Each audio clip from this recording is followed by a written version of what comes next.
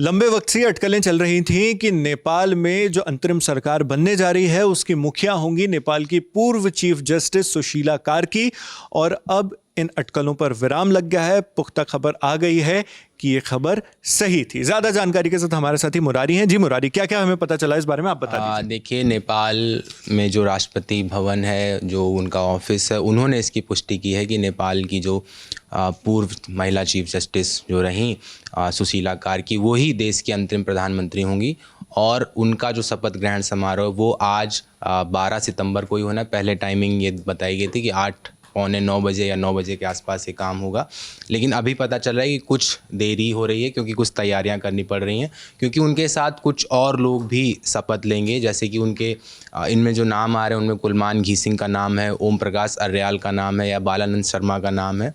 तो ये पूरा का पूरा शपथ समारोह होगा वो राष्ट्रपति भवन में होगा। और एक जो बेसिक जो इसमें जो फंस रही थी बात, वो ये कि 10 सितंबर को सुशीला कार्की का नाम एक तरीके से तय हो गया था। डिस्कॉर्ड पे वोटिंग हुई थी, हालांकि उस वोटिंग पे सवाल हुए। फिर 11 तारीख को एक ट्विस्ट आया जब जेनजी के दो जो समूह थे वो आपस में भिड़ गए कि देश की अभी इस स्थिति में बागडोर कौन संभालेगा। तो एक दूसरे गुट की तरफ से नाम रखा गया कुलमान घीसिंग का, लेकिन फिर 11 तारीख को ही रात में ये तय हो गया कि सुशीला कार्की ही हमारी प्रतिनिधि होनी चाहिए, ऐसा वहाँ के जनजी प्रदर्शनकारियों ने कहा। लेकिन दो बातें उसमें तब भी फंस रही थी कि क्या संसद को भंग किया जाए या संविधान में ही कुछ एक्स्ट्रा कुछ ऐसी व्यवस्था की जाए ताकि उनको अंतरिम प्रधानमंत्री बनाया जा सके, क्योंकि नेपाल के संविधान में ये व्यवस्था है कि कोई अगर पूर्व चीफ जस्टिस रह चुका है या कोई किसी तरीके का न्यायाधीश है तो उसे इस तरीके के पद नहीं मिल सकते। तो इस वजह से जो राष्ट्रपति रामचंद्र पौडेल हैं वो इस बात के पक्ष में नहीं थे कि संसद को भंग किया जाए। लेकिन जो जेनजी प्रदर्शनकारी थे वो लगातार अपनी मांग पर अड़े रहे और अंत में राष्ट्रपति पौडेल को ये मानना पड़ा कि संसद भंग होगी। तो अब ये जो हुआ है वो ऐसी जानकारियां आ रही हैं कि संसद भंग की जा चुकी है और अब सुशीला कार्की शपथ ग्रहण लेंगी और उनका अंतरिम प्रधानमंत्री बनने का रास्ता साफ हो गया। जी मुरारी, इसमें यह भी पता चला था शायद कि केपी शर्मा ओली की जो पार्टी है, जो नेपाल के पूर्व प्रधानमंत्री रह चुके हैं, उनकी पार्टी भी इसका विरोध कर रही थी शायद संसद भंग करने का। जी, उसका एक बड़ा रीज़न ये है कि संसद भंग करने का मतलब है कि जो ये पॉलिटिकल इस्टेब्लिशमेंट था अलग अलग पार्टियों का, जिनके खिलाफ ये पूरा का पूरा गुस्सा फूटा नेपाल के लोगों का, तो संसद भंग करने का मतलब है कि वो लोग अब किसी भी तरीके से इस अंतरिम सरकार का किसी भी उसमें कोई भी भूमिका नहीं होगी।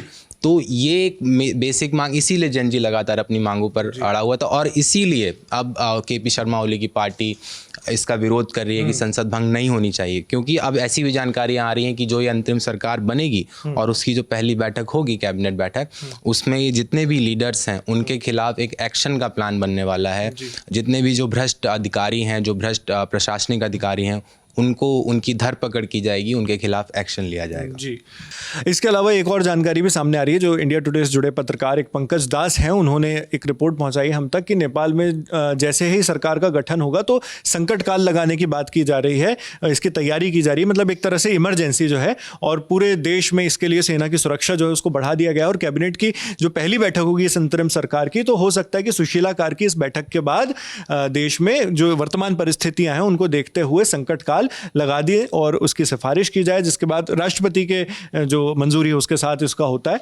तो ये इस वक्त पूरा चल रहा है कि जो भी नेपाल में है संविधान के तहत, जो संविधान की धारा 273 है वो इस पर बात करती है कि देश में इस तरह की कोई भी विपत्ति आए, युद्ध हो, प्राकृतिक आपदा आए, कुछ भी हो, तो ऐसे समय में, या फिर सशस्त्र विद्रोह हो, तो ऐसे समय में इस सिचुएशन को देखते हुए ज्यादा से ज्यादा 6 महीने का संकट काल लगाया जा सकता है। राष्ट्रपति इसकी घोषणा करते हैं क्राइसिस की सिचुएशन में। लेकिन इसके लिए इसमें एक कंडीशन ये भी कि 1 महीने के अंदर आपको सदन से उसको पास करवाना पड़ता है, वो भी 2/3 मेजॉरिटी के साथ, 2 तिहाई बहुमत के साथ। तो ये भी यहाँ पर पता चल रहा है। जी, ये तो बात आपने बता दी, बट हमारे दर्शकों को हमें ये भी बताना चाहिए कि सुशीला कार्की बेसिकली हैं कौन और उनके बारे में क्या क्या बातें जो हैं वो पब्लिकली उपलब्ध हैं और इतनी पॉपुलर वो क्यों हुई। हाँ, देखिए, सबसे पहली बात तो जो आप पहले ही बता चुके हैं कि सुशीला कार्की नेपाल की पहली और अब तक की एकमात्र महिला चीफ जस्टिस रही है ना। अपने कार्यकाल में वो कड़े एंटी करप्शन जो स्टैंड है उनका, उस रुख के लिए और ऐतिहासिक कुछ फैसले उन्होंने दिए जिसकी वजह से वो उनकी पहचान बना चुकी हैं। जी, क्या इसके कुछ उदाहरण हैं हमारे पास? जी, उनकी पीठ का मैं एक अगर फैसला आप लोगों को याद दिलाऊं, दर्शकों को भी बताऊं कि लोकमान सिंह कार्की जो CIA के प्रमुख नियुक्त हुए थे, उसे उन्होंने अवैध ठहराया था, उनकी जो पीठ थी। तो CIA यानी commission for the investigation of abuse of authority, यानी अथॉरिटी के अब्यूज के लिए, उसका गलत इस्तेमाल के लिए ये होता है। तो उसके प्रमुख के तौर पर जो नियुक्ति की गई थी उसे उन्होंने अवैध बताया था, और इससे संवैधानिक निकायों में राजनीतिक प्रभाव पर नकेल का मैसेज गया था। साथ में पुलिस प्रमुख की नियुक्ति जो विवाद था, उसमें भी सुशीला कार्की ने बतौर जज सरकार का फैसला रद्द करने का आदेश दिया था। तो उनके इस तरह के जो आदेश हैं वो जुडिशियल ऑटोनॉमी, जो स्वायत्ता है, उसको मजबूत करते हैं। जी, क्या पॉलिटिकली उनके खिलाफ कभी कोई एक्शन लेने की कोशिश की गई सुशीला कार्की? क्योंकि हमने ऐसी खबरें सुनी, क्योंकि जब वो चीफ जस्टिस थी तब एक तरीके से, क्योंकि आपने जो फैसले गिनाए, तो एग्जीक्यूटिव से उनका सीधा सीधा टकराव हो गया था। एक सिटिंग मिनिस्टर को जेल जाना पड़ा। जिस पार्टी की वो समर्थक रही अपने छात्र जीवन में, उसी पार्टी ने अपनी मेजोरिटी का इस्तेमाल करते हुए उनके खिलाफ एक इम्पीचमेंट मोशन लाया। तो ऐसे में इसको कैसे देखा? जी, 2017 की बात है, बिल्कुल आपने जो ध्यान दिलाया। सुशीला कार्की के खिलाफ महाभियोग लाने की कोशिश की गई थी, हालांकि उस बीच जन दबाव होता है, क्योंकि एंटी करप्शन स्टैंड जो है उनका, उसकी वजह से जनता का काफी उनको सहयोग मिला। तो जन दबाव के बीच उसे वापस लेना पड़ा। सरकार समर्थित दलों ने, यही एग्जीक्यूटिव जो कार्यपालिका में दखल देने के उन पर आरोप लगाए थे, और इसी के साथ उनके खिलाफ महाभियोग प्रस्ताव दायर किया गया।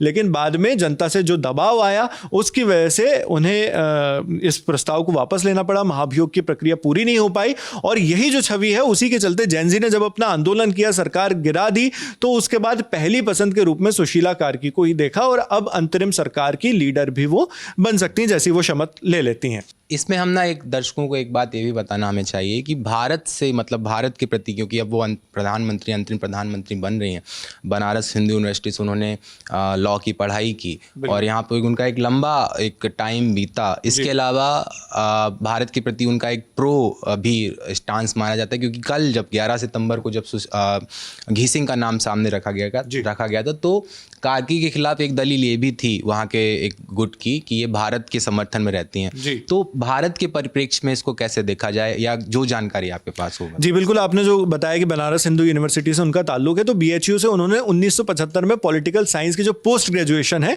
वो कंप्लीट किया था, उसकी डिग्री हासिल की थी। फिर उन्होंने त्रिभुवन से 1978 में LLB भी किया। तो इस तरह से भारत में उन्होंने रहकर पढ़ाई की है, तो भारत से स्वाभाविक तौर पर उनका एक नाता है और एक करीबी है, तो जिसकी वजह से भी उन पर आरोप लगाए जा रहे थे। और KP शर्मा ओली की अगर हम बात करें, तो उन्होंने पास्ट में इस तरह के भारत विरोधी कुछ बयान दिए हैं, चाइना से उनकी ज़्यादा करीबी देखी गई थी। तो उसके बाद अब आंदोलन के बाद जो नया चेहरा आ रहा है, उसको अगर देखें तो वो एक प्रो इंडिया स्टैंड तो दिख रहा है। तो ये तमाम जानकारी, हाँ, ये थी तमाम जानकारी। और जैसा कि मतलब ये तय हो गया कि लगभग 4 दिनों के एक राजनीतिक संकट के बाद नेपाल में एक स्थिरता आती हुई दिखाई दे रही है, और हम आशा करते हैं कि सब कुछ सही हो और सबके लिए सही हो। धन्यवाद।